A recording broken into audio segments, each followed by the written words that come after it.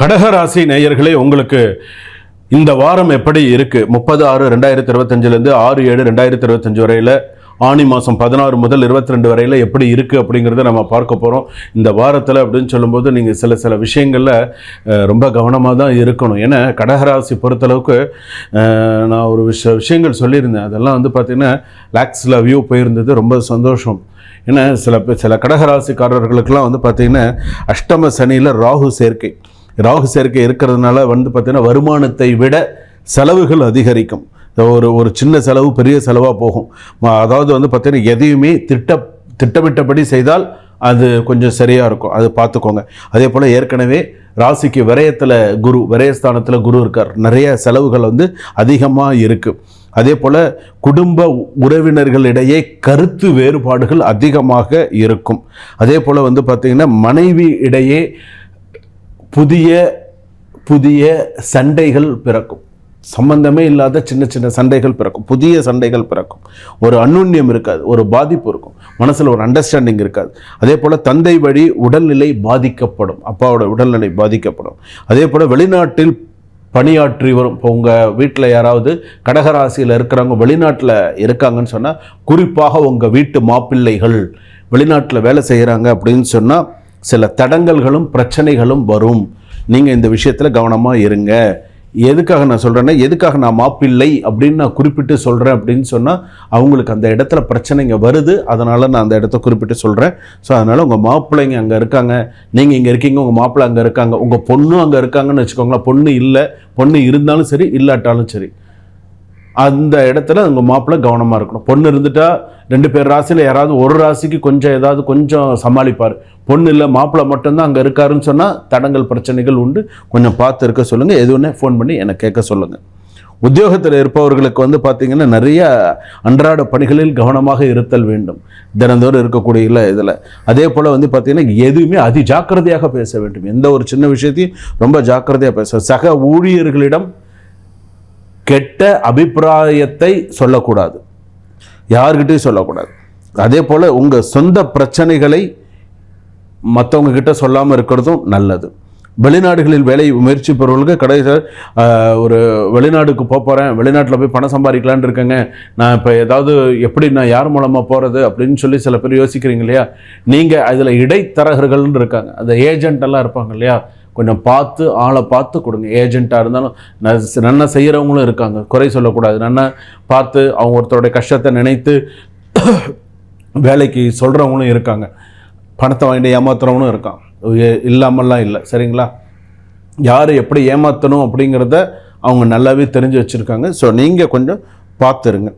தொழில் வியாபாரத்துலலாம் வந்து பார்த்திங்கன்னா கொஞ்சம் பிரச்சனைகள் இருக்குது. தொழிலெலாம் நினச்ச அளவுக்கு கடகராசிக்கு அபிவிருத்தியாக வராது. கொஞ்சம் யோசித்து நிதானித்து செய்யுங்க. தொழிலெல்லாம் எந்த ஒரு சூழ்நிலையிலையுமே நமக்கு செட் ஆகிற தொழிலில் அன்றாடம் நமக்கு வருமானம் வருதா, வரவுக்கும் செலவுக்கும் சில பேருக்கு சரியாக இருக்கும். கடகராசி பொறுத்தளவுக்கு எல்லோரும் நினச்சிட்டு இருக்காங்க நமக்கு கண்ட சனி முடிஞ்சிருச்சு, அடுத்தது நமக்கு கஷ்டம சனி நடந்துட்டு இருக்கு, இதுவும் இந்த வர வருஷத்தோட நமக்கு முடிஞ்சிருச்சுன்னா வி ஆர் ஃப்ரீ பேர்ட் அப்படின்னு நினச்சிட்டு இருப்பாங்க. Nothing there. அந்த மாதிரிலாம் எதுவுமே கிடையாது. உங்களுக்கு இருக்குது, நிறைய பிரச்சனைகள் இருக்குது, உடல்நிலை பாதிப்பு இருக்குது, ஸ்ட்ரெஸ் அதிகமாக இருக்குது, மனக்கவலை நிறையா இருக்குது, ஹைப்பர் டென்ஷன் நிறையா இருக்குது, கொஞ்சமான பிரச்சனைகள்லாம் நீங்கள் சந்திக்கலை.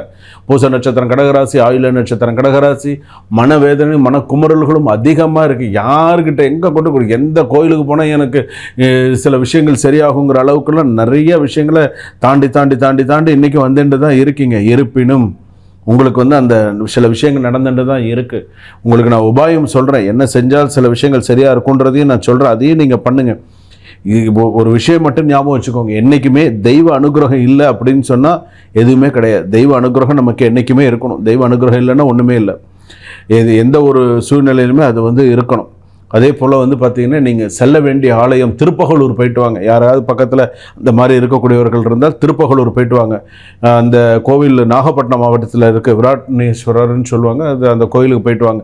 போயிட்டு வந்தீங்க அப்படின்னு சொன்னால் நிறைய நல்ல விஷயங்கள் நடக்கும். அதே போல் திருவையாறில் வந்து பார்த்திங்கன்னா அப்பர் சுவாமிகளா அப்படின்னு சொல்லுவாங்க. அந்த கோவில் வந்து தனியாக இருக்குது. தஞ்சாவூர் மாவட்டத்தில் திருவையாறில் இருக்குது. அந்த கோவிலுக்கும் போயிட்டு வந்தீங்க அப்படின்னு சொன்னால் நிறைய நல்ல பலன்கள்லாம் கடகராசி பொறுத்தளவுக்கு ஒன்றும். இரும்பு சட்டி தானம் கொடுங்க. இரும்பு சட்டி, சின்ன கடாய் சொல்கிறோம் இல்லையா, அது நல்லெண்ணெய், இதெல்லாம் கொஞ்சம் தானம் கொடுத்தீங்க அப்படின்னு சொன்னால் உங்கள் ராசிக்கு நல்லது. ஏன்னா எல்லா விஷயத்திலுமே பிரச்சனைகள் நிறைய அனுபவிச்சுட்டு தானே இருக்கீங்க. எந்த ஒரு விஷயத்திலுமே நிம்மதி கிடையாது.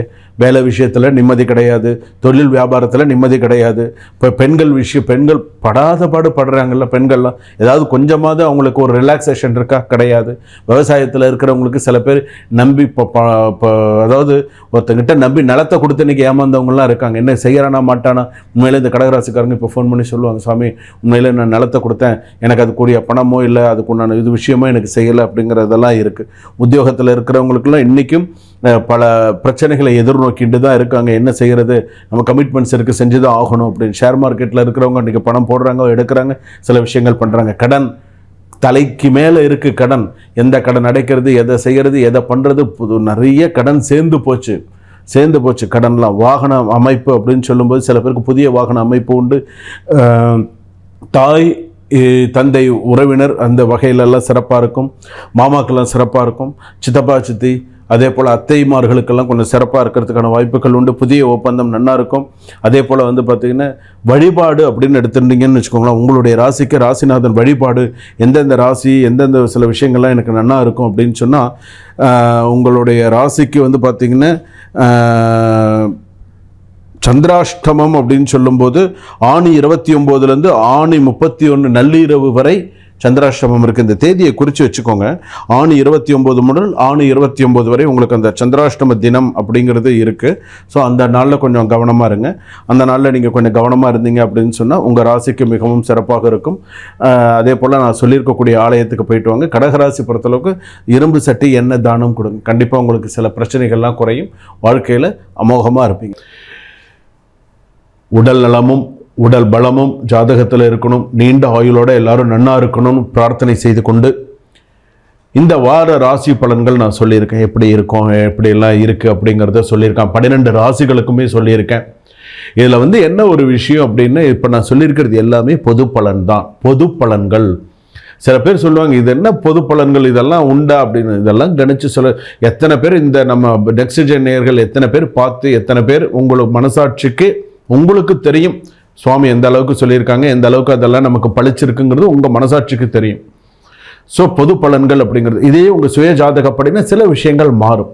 ஸோ உங்களுக்கு இந்த நாள்லேருந்து நல்லா இருக்குது, இதெல்லாம் நல்லா இருக்குது அப்படின்னு. இப்போ நான் ஜாதகம் பார்க்குறேன்னு நான் சொல்கிற விஷயங்கள் எல்லாமே நான் ஜாதகம் பார்த்தேன்னு இப்படி எல்லாம் தான் ஜாதகம் பார்ப்பேன். எப்படின்னு, உங்களுக்கு எந்த மாதம் ஆகாது, தமிழ் மாதத்தில் எந்த தேதி ஆகாது, என்ன லக்னம் உங்களுக்கு ஆகாது, என்ன ராசி உங்களுக்கு ஆகாது, எதெல்லாம் உங்களுக்கு அதிர்ஷ்டமானது, எது உங்களுக்கு அதிர்ஷ்ட உலோகம், எப்படியெல்லாம் இருக்கும் அப்படிங்கிறதெல்லாம் வச்சு தான் நான் ஜாதகமே பார்த்து சொல்லுவேன். இப்போ என்ன தசாபுக்தி நடக்கிறது, உங்களுக்கு என்ன ஸ்லோகம் சொல்லணும், அடுத்தது நீங்கள் எந்த கோவிலுக்கு போகணும், என்ன பண்ணினால் உங்களுக்கு சிறப்பு, இத்தனையும் சார்ந்து தான் நான் சொல்லுவேன். உங்களுக்கு நான் பேசக்கூடிய வாட்ஸ்அப் கால் பண்ணினா நம்மளால் ரெக்கார்டிங் அனுப்ப முடியாது. நார்மல் ரெக்கார்டிங் கேட்டால் கண்டிப்பாக அனுப்பி தரலாம். அதே போல் வந்து இல்லை சுவாமி எனக்கு நீங்கள் சொல்லியிருக்கிறது எங்கள் ஜாதகம் எனக்கு ஒரு PDF எனக்கு அனுப்பி கொடுங்க. கண்டிப்பாக நீங்கள் அந்த காலுக்கு நீங்கள் பேசினீங்கன்னா கண்டிப்பாக PDFோட எங்களுக்கு அந்த ஜாதகம் பார்க்கணுன்னு நீங்கள் அவங்க சார்கிட்ட சொன்னீங்கன்னா அவங்க கண்டிப்பாக உங்களுக்கு, அதாவது அப்பாயின்மெண்ட் வாங்கிக்கணும். நீங்கள் ஒரு டைம் ஃபிக்ஸ் பண்ணிக்கணும். சாமிக்கிட்ட பேசுகிறதுக்கு எனக்கு இந்த டைம் வேணும் அப்படின்னு சொல்லி நீங்கள் ஒரு டைம் ஃபிக்ஸ் பண்ணிட்டு தான் நீங்கள் எனக்கு ஃபோன் பண்ணி பேச முடியும். டைம் ஃபிக்ஸ் பண்ணி கொடுத்துருவாங்க, இந்த டைம்லேருந்து இந்த டைம் நீங்கள் பேசுங்கன்னு சொல்லி. அதுலேருந்து முன்ன பின்ன வரலாம், ஆனால் கண்டிப்பாக நான் உங்ககிட்ட பேசுவேன். சரிங்களா? கண்டிப்பாக நான் உங்ககிட்ட பேசுவேன். அடுத்து வரக்கூடிய நம்மளுடைய நிகழ்ச்சிகள்லாம் எப்படி இருக்கும் அப்படிங்கிறதையும் நான் சொல்கிறேன். அடுத்து வரக்கூடியது வந்து பார்த்திங்கன்னா லக்னப்படி. இப்போ ஜாதகத்தை இப்போ கோயிலுக்கு போகிறோம், பேரு நட்சத்திரம் சொல்லி அர்ச்சனை பண்ணுறோம். லக்னம் நம்ம சொல்கிறது கிடையாது, மேக்ஸிமம் நம்ம சொல்கிறது. ஆனால் நம்ம லக்னம் தான் நம்ம வாழ்க்கையை நிர்ணயிக்கும். மேஷ லக்னத்துலேருந்து மீன லக்னம் வரை லக்னம் இருக்கு இல்லையா, பிறந்த நேரத்தை வச்சு தான் லக்னத்தை கணிக்கிறாங்க. அந்த லக்னமானது உங்களுடைய வாழ்க்கையை நிர்ணயிக்க முடியும். உங்கள் வாழ்க்கையை நிர்ணயிக்கிறதே உங்கள் லக்னம் தான். உங்களால் சொன்ன நம்ப முடியுதா? அதுதான் அந்த வாழ்க்கை அப்படிங்கிறது. அந்த வாழ்க்கை நன்னா இருக்கணும், சிறப்பாக இருக்கணும்னு அந்த லக்னப்படி உங்களுடைய கர்மா பலன் என்ன ஏதுங்கிறது அடுத்து வரக்கூடிய நிகழ்ச்சிகளில் நம்ம தெரிஞ்சுப்போம். 12 லக்னத்திற்கும் உண்டான பலன்களோடு பரிகாரங்களோடு கர்ம வினை அந்த விஷயத்தோடு உங்களுக்கு கண்டிப்பாக தெளிவாக அடுத்தடுத்து வரக்கூடிய வீடியோவில் உங்களுக்கு பதிவு செய்யப்படுகிறது. டிஸ்கிரிப்ஷனில் நம்பர் இருக்குது, நீங்கள் கால் பண்ணி அப்பாயின்மெண்ட் ஃபிக்ஸ் பண்ணி ஜாதகம் பார்க்கலாம். சுபம்.